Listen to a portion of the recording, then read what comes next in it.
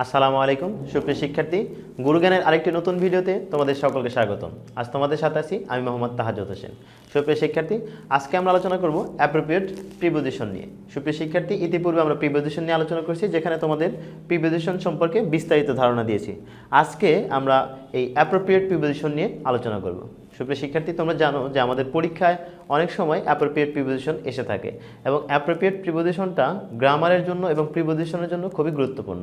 সুপ্রিয় শিক্ষার্থী, আমরা অ্যাপ্রোপ্রিয়েট প্রিপোজিশনের সেরকম কোনো নিয়ম আমরা তোমাদের সামনে দিতে পারছি না, কারণ অ্যাপ্রোপ্রিয়েট প্রিপোজিশনের তেমন কোনো নিয়ম নেই।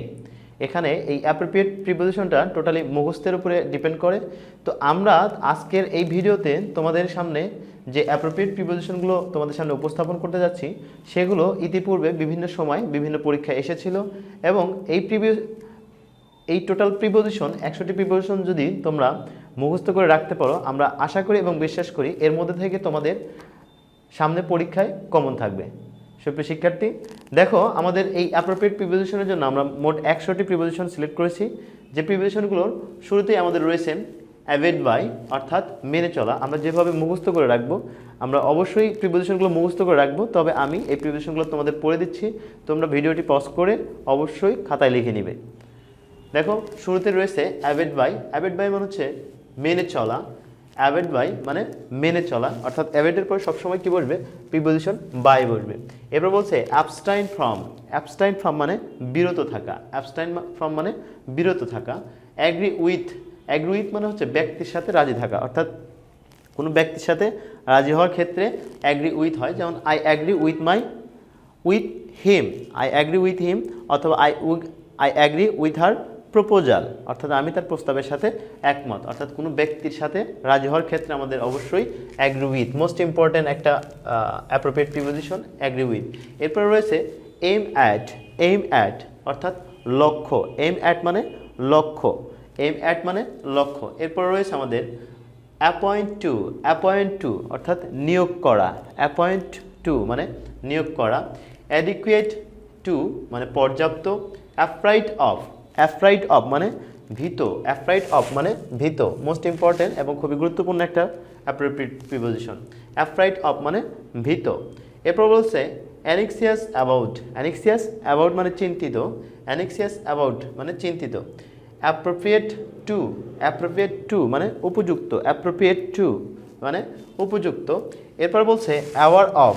অ্যাওয়ার অফ, আমরা অ্যাওয়ার অফ মানে হচ্ছে সচেতন বলি, কিন্তু অ্যাওয়ার অফ অর্থ হচ্ছে অবগত। অ্যাওয়ার অফ মানে অবগত। এরপর বলছে অ্যাম্বিশন ফর। অ্যাম্বিশন ফর মানে উচ্চাকাঙ্ক্ষা। অ্যাম্বিশন ফর মানে উচ্চাকাঙ্ক্ষা। অ্যাম্বিশন ফর মানে উচ্চাকাঙ্ক্ষা। এরপর বলছে অ্যাসপিয়ার আফটার। অ্যাসপিয়ার আফটার মানে উচ্চ আশা করা। দেখো এই অ্যাম্বিশন ফর এবং অ্যাসপিয়ার আফটার প্রায় একই অর্থ প্রদান করে। অ্যাম্বিশন ফর মানে হচ্ছে উচ্চ আকাঙ্ক্ষা এবং অ্যাসপিয়ার আফটার মানে হচ্ছে উচ্চ আশা করা। এরপর বলছে বেসড অন।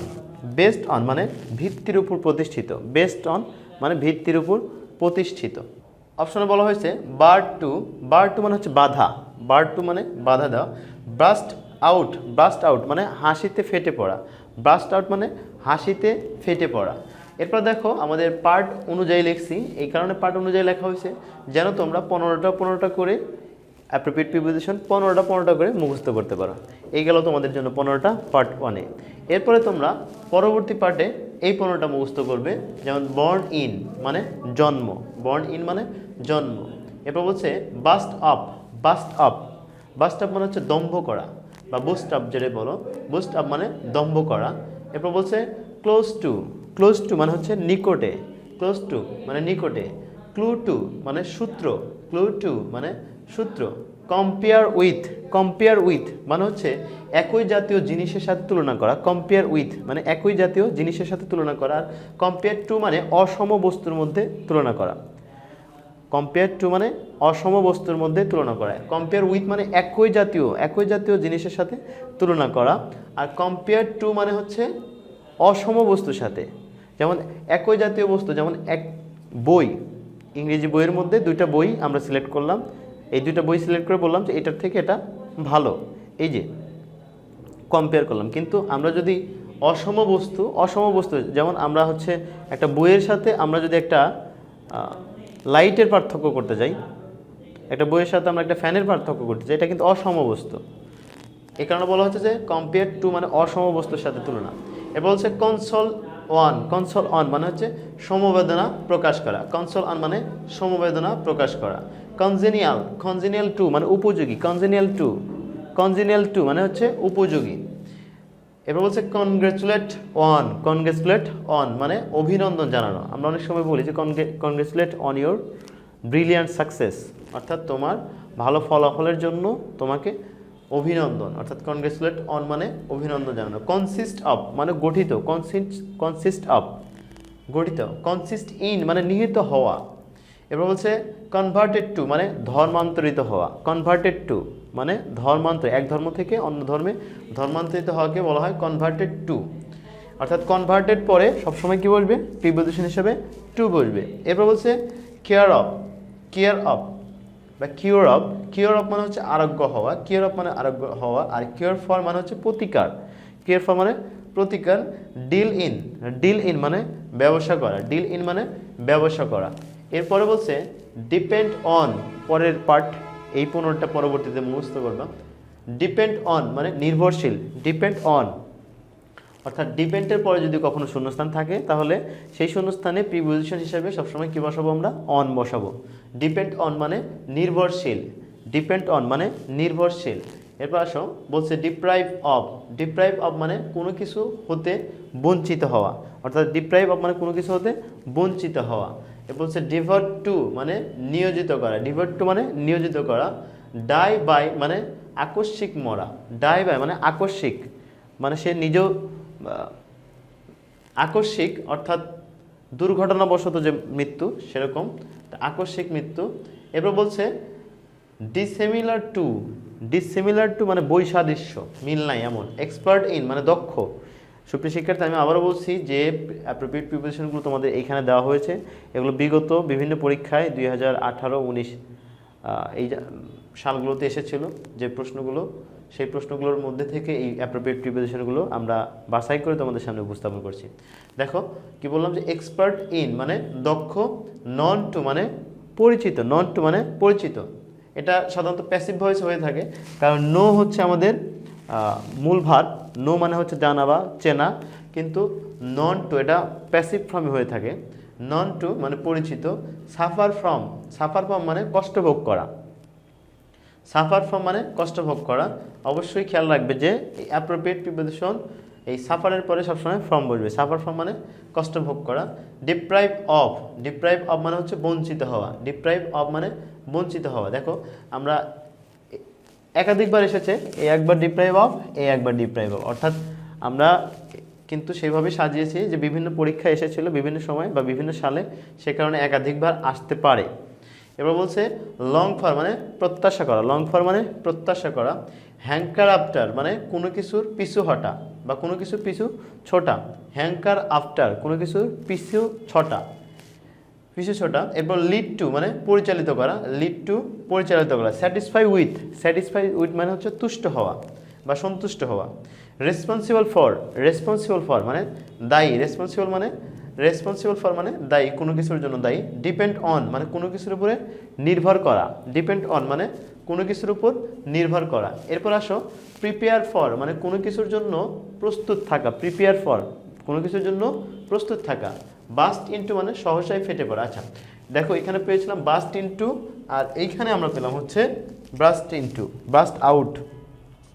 15 নম্বর পেলাম হচ্ছে ব্রাস্ট আউট, এবং 47 নম্বরে দেখো আমরা পেলাম হচ্ছে বাস্ট ইনটু মানে সহসাই ফেটে পড়া, আর বাস্ট আউট মানে হচ্ছে হাসিতে ফেটে পড়া। তাহলে বাস্ট আউট মানে হচ্ছে সহসাই ফেটে পড়া বলতে কান্নায় ফেটে পড়া এরকম হতে পারে। এরপর বলছে ফিল উইথ মানে পূর্ণ হওয়া। ডাই ইন মানে শান্তিতে মরা। দেখো এখানে আমরা পেয়েছিলাম হচ্ছে ডাই বাই মানে হচ্ছে আকস্মিক মরা, এখানে পেলাম হচ্ছে ডাই ইন মানে শান্তিতে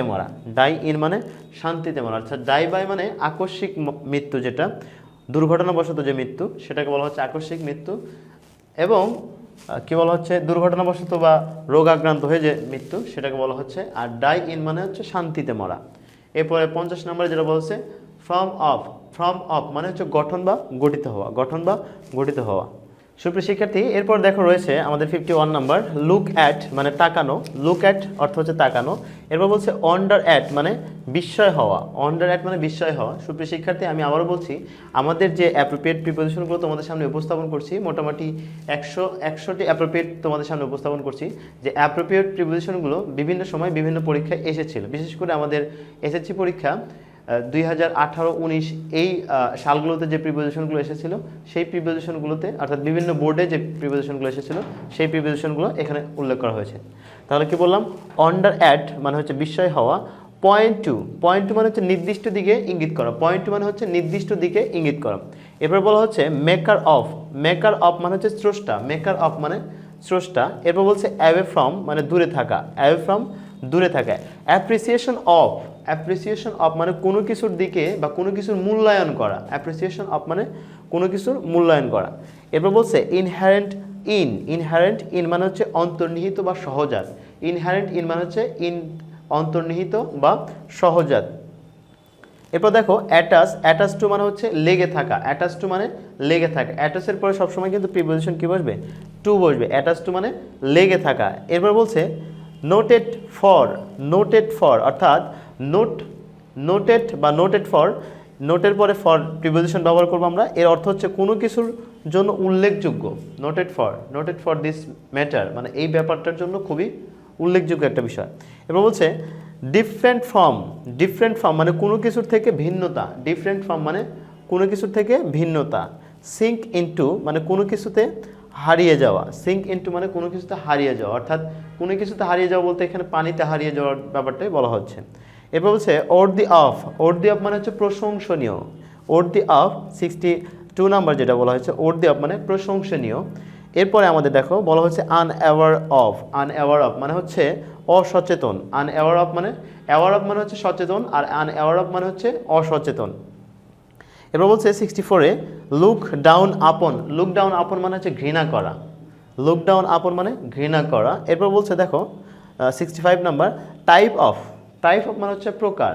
টাইপ অফ মানে প্রকার, আমরা বলতে পারি সে টাইপ অফ। আচ্ছা, এরপর দেখো 66 আমরা পার্ট ওয়াইজ করছি এ কারণেই যেন তোমরা এই পার্ট 5-এ যেটা আছে, পার্ট 6-এ যেগুলো আছে, এভাবে পার্ট বাই পার্ট তোমরা মুখস্থ করে নিতে পারো তোমাদের সুবিধার্থে। দেখো বলা হয়েছে 66 নাম্বার সেন্স ফর মানে হচ্ছে যৌতিক। সেন্স ফর মানে কি? যৌতিক। এরপর হচ্ছে ফর এক্সাম্পল, খুবই সহজ একটা ব্যাপার। ফর এক্সাম্পল মানে উদাহরণস্বরূপ। অ্যাটেন্টিভ টু মানে কিন্তু মনোযোগী। অ্যাটেন্টিভ টু মানে মনোযোগী। ইনডিফারেন্ট টু মানে উদাসীন। উদাসীন। Thirst for, very important. Thirst for মানে কোনো কিছুর প্রতি তীব্র বাসনা। থার্স্ট ফর মানে কোনো কিছুর প্রতি বা কোনো কিছু পাওয়ার তীব্র বাসনা বা আকাঙ্ক্ষা। এবার বলছে কনফাইন টু মানে সীমাবদ্ধ। মানে সীমাবদ্ধ। এরপর বলছে অ্যাওয়ার অফ মানে সচেতন। দেখো এখানে কি বলছিলাম? আনঅ্যাওয়ার অফ মানে অসচেতন, অ্যাওয়ার অফ মানে সচেতন। অ্যাফেয়ার অফ মানে সংশ্লিষ্ট। এরপর বলা হয়েছে 74 লিসেন টু মানে মনোযোগ দেওয়া। বা লিসেন টু মানে শোনা, যেটাই বলি না কেন। এরপর বলছে লুক ইনটু মানে খোঁজ করা। লুক ইনটু অর্থ হচ্ছে খোঁজ করা। এরপর বলছে পয়েন্ট টু মানে ইঙ্গিত করা। মানে ইঙ্গিত করা। দেখো আমরা এর আগেও একটা পেয়েছিলাম পয়েন্ট টু, 53 নাম্বার এবং 76 নাম্বার। পয়েন্ট টু মানে হচ্ছে ইঙ্গিত করা। অপোজিট মানে বিপরীত দিকে। অপোজিট টু অর্থ বিপরীত দিকে। অ্যাওয়ে টুয়ার্ডস সম্মুখ পানে। টুয়ার্ডস মানে হচ্ছে দিকে। আমরা যখন প্রিপোজিশন পড়লাম, বেসিক প্রিপোজিশন যেটা, সেই প্রিপোজিশন বলছিলাম যে টুয়ার্ডস অর্থ হচ্ছে দিকে। টুয়ার্ডস টুয়ার্ডস মানে হচ্ছে দিকে বুঝাবে, কোনো কিছুর দিকে যাওয়া। যেমন হি গোজ টুয়ার্ডস স্কুল অর্থাৎ সে স্কুলের দিকে যায়। আর যদি বলতাম স্কুলেতে যায় তাহলে সে স্কুলেতে যায়, তাহলে হি গোজ টু স্কুল। আর যখন বললাম সে স্কুলের দিকে যায়, হি গোজ টুয়ার্ডস স্কুল, সে স্কুলের দিকে যায়। এরপর দেখো কি বললাম যে হেল্ড ইন মানে সংগঠিত হওয়া বা গঠিত হওয়া, যেটাই বলি না কেন। টেক পার্ট ইন মানে অংশগ্রহণ করা। এরপরে দেখো 81 পার্ট 6-এ বলা হচ্ছে ইন্টারেস্ট ইন মানে কোনো কিছুতে আগ্রহী, ইন্টারেস্ট ইন মানে কোনো কিছুতে আগ্রহী। মেড ইন মানে কি তৈরি করা, মেড ইন মানে তৈরি করা। অনেক সময় আমরা বলি যে made in Bangladesh, made in India, made in China, অর্থাৎ চায়নার তৈরি, বাংলাদেশের তৈরি, ভারতের তৈরি। এরপর বলছে কনসিস্টেন্ট উইথ মানে বিরাজমান, কনসিস্টেন্ট উইথ মানে বিরাজমান। ইন্টেন্ট টু মানে মনোভাব। অ্যাকোয়ান্ট উইথ মানে পরিচয় করানো। সলিউশন অফ মানে সমাধান, সলিউশন অফ অর্থ হচ্ছে সমাধান। একে বলছে সিঙ্গুইন অফ অথবা অ্যাবাউট মানে আশাবাদী। কন্ট্রিবিউশন টু মানে কোনো কিছুর প্রতি অবদান করা, কন্ট্রিবিউশন টু মানে কোনো কিছুর প্রতি অবদান রাখা বা অবদান দেওয়া। এরপর বলছে ইনক্লুড ইন মানে অন্তর্ভুক্ত, এরপর বলছে মেম্বার অফ মানে নির্দিষ্ট সংখ্যক সদস্য অর্থে, নির্দিষ্ট সংখ্যক সদস্য অর্থে আমরা কি ব্যবহার করি? Member of. He is the member of our parliament, he is the member of our society. অর্থাৎ এই যে মেম্বার অফ মানে সে আমাদের সমাজের একটা সদস্য অর্থে কিছু সংখ্যক সদস্যের ক্ষেত্রে। লিভ ইন বা অ্যাট কোনো স্থানে বসবাস করা। লিভ ইন এবং অ্যাট ব্যবহার করা হয়েছে এই কারণেই যে লিভ ইন কখনো কখনো বড় বা সুপরিচিত একটা জায়গায় বাস করতে পারে, অথবা ছোট স্থানেও বসবাস করতে পারে। যেমন আমি যদি বলি যে I live in Bangladesh at Dhaka, অর্থাৎ আমি বাংলাদেশের ঢাকাতে অবস্থান করি। তাহলে আবার একইভাবে যদি আমি বলি I live in Dhaka at Mirpur, দেখো ঢাকা কিন্তু এই ক্ষেত্রে বড় জায়গা, অর্থাৎ ইন এবং অ্যাট এই জন্যই ব্যবহার করা হয়েছে বড় জায়গার পরিচিতি এবং পাশাপাশি ছোট জায়গার পরিচিতি দেওয়ার ক্ষেত্রে ইন এবং অ্যাট ব্যবহার করা হয়ে থাকে। কেয়ার ফর মানে গ্রাহ্য করা, কেয়ার ফর মানে গ্রাহ্য করা, মানে কেউ কাউকে গ্রাহ্য করা এরকম। এবার বলছে ব্রেকডাউন মানে কি ভেঙে পড়া। এ গুড ডিল অফ মানে পর্যাপ্ত বা প্রচুর, এ গুড ডিল অফ মানে পর্যাপ্ত বা প্রচুর। সিলেক্ট ফর মানে কোনো কিছুর জন্য নির্বাচিত, he is select for this job, he is select for this position, he is select for this matter, সেই বিষয়ের জন্য সে নির্বাচিত। তাহলে এভাবে আমরা পরবর্তীটা দেখি। গেট ইনটু মানে নেমে পড়া, যেমন he is get into from bus, নেমে পড়া। এরপর বলছে কি কট সাইট অফ মানে নজরে পড়া। টক টু মানে কারোর সাথে কথা বলা। সেপারেট ফ্রম মানে বিচ্ছিন্ন হওয়া। সর্বশেষ রয়েছে ইম্পসিবল ফর মানে অসম্ভব। সুপ্রিয় শিক্ষার্থী, আমাদের এই ছিল টোটাল 100টি অ্যাপ্রোপ্রিয়েট প্রিপোজিশন। আমি আবারও বলছি যে অ্যাপ্রোপ্রিয়েট প্রিপোজিশনগুলো তোমাদের সামনে উপস্থাপন করা হলো। সবগুলো প্রিপোজিশন আমাদের বিভিন্ন সময় বিভিন্ন বোর্ডে এই প্রশ্নগুলো এসেছিল এবং সেগুলো থেকে আমাদের বাছাই করা কিছু অ্যাপ্রোপ্রিয়েট প্রিপোজিশন তোমাদের সামনে উপস্থাপন করলাম।